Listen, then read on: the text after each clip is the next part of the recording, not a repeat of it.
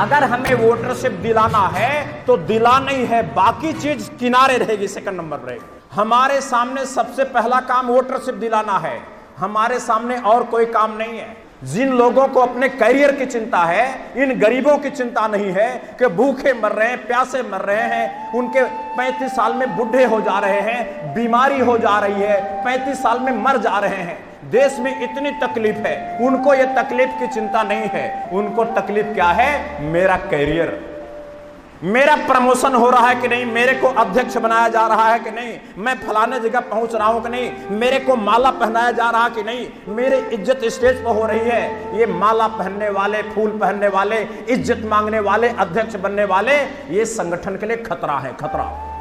ये मिशन के लिए डेंजर है, ध्यान रखना। आप लोग भी सावधान रहना, ये माला पहनने की इच्छा रखने वाले खतरनाक हैं।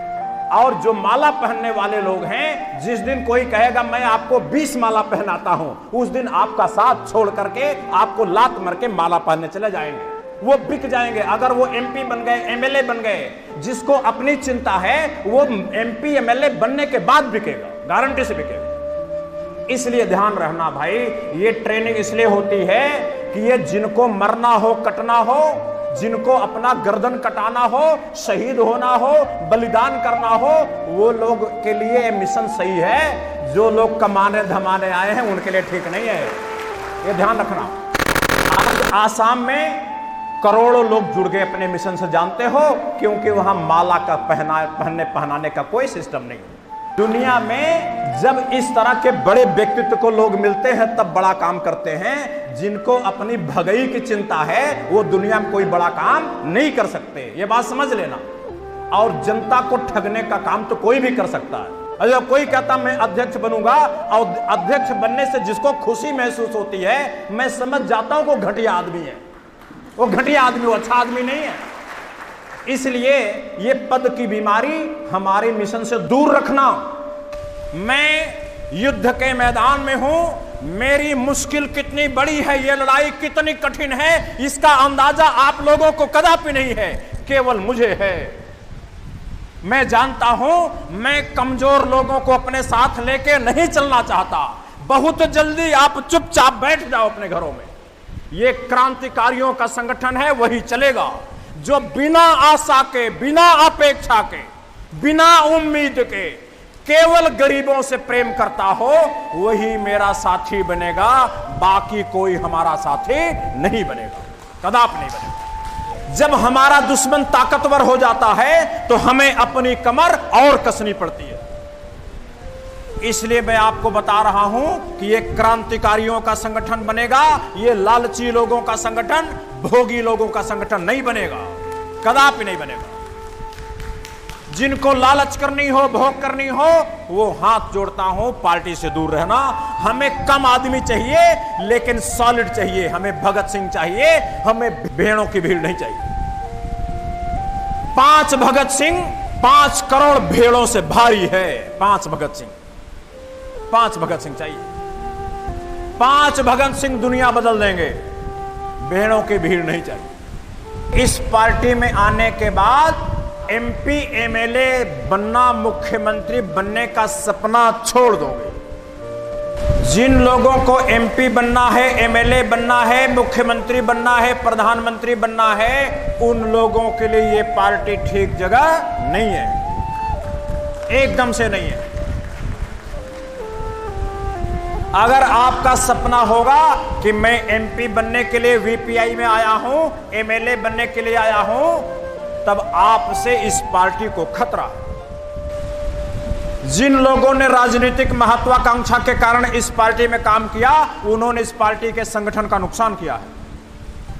इसलिए हमारा फर्ज बनता है कि आपको बता दूं, ये पार्टी जरूर है, एमपी एमएलए जरूर बनेंगे, लेकिन ये पार्टी का नेतृत्व तय करेगा कि कौन बनेगा कौन नहीं बनेगा। ये आपका अधिकार नहीं है, this is not your right.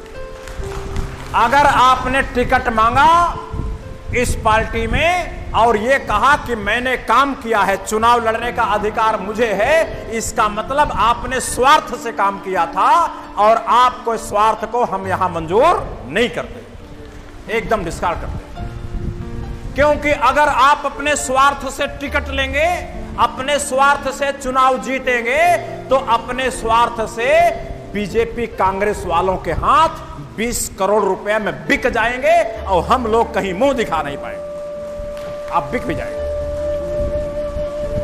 बात समझ रहे हैं? इसलिए राजनीतिक महत्वाकांक्षा वाले कृपा करके ये पार्टी छोड़ दें।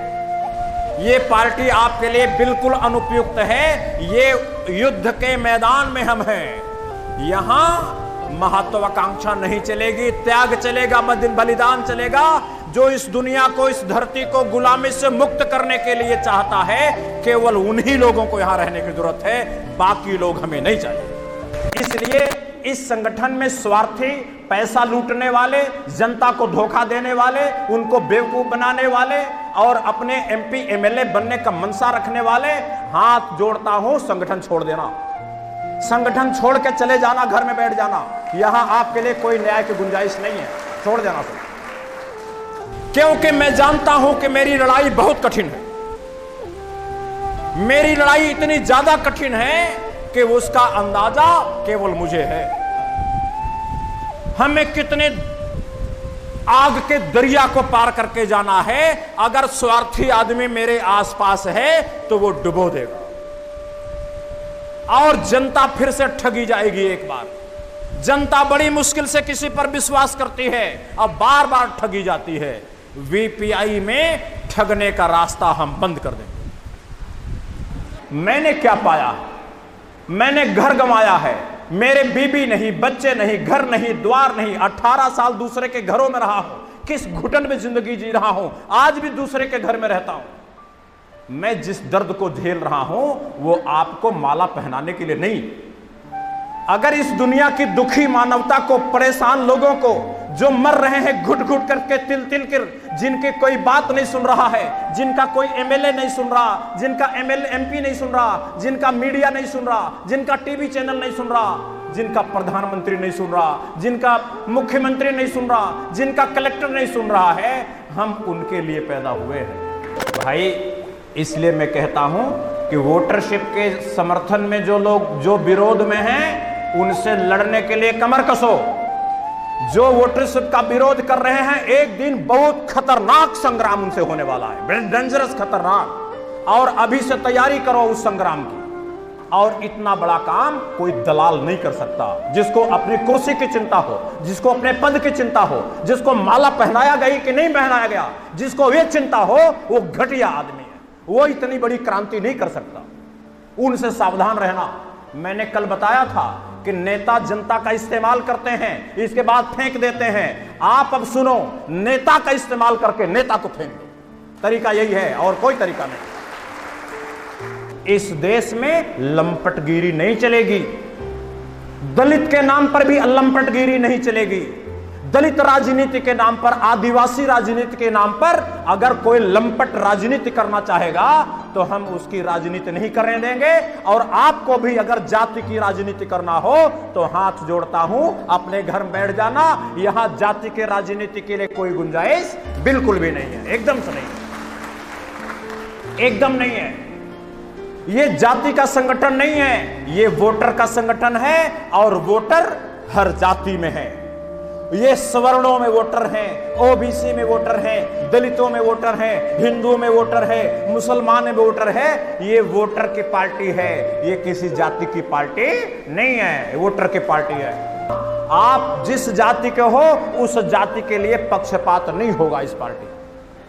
यहां हिंदू के लिए पक्षपात नहीं होगा, यहां मुसलमान के लिए पक्षपात नहीं होगा। लेकिन अगर मुसलमान कहेगा कि हर बात कुरान में जो लिखी है वही सही है, तो हम आपकी कुरान भी मानने वाले नहीं हैं। हम नहीं मानेंगे आपकी कुरान वाला। वे ध्यान रखना, आप वोटर हैं इसलिए हम आपकी इज्जत कर रहे हैं। आप मुसलमान हैं इसलिए हमारे दिल में आपके लिए कोई इज्जत नहीं है।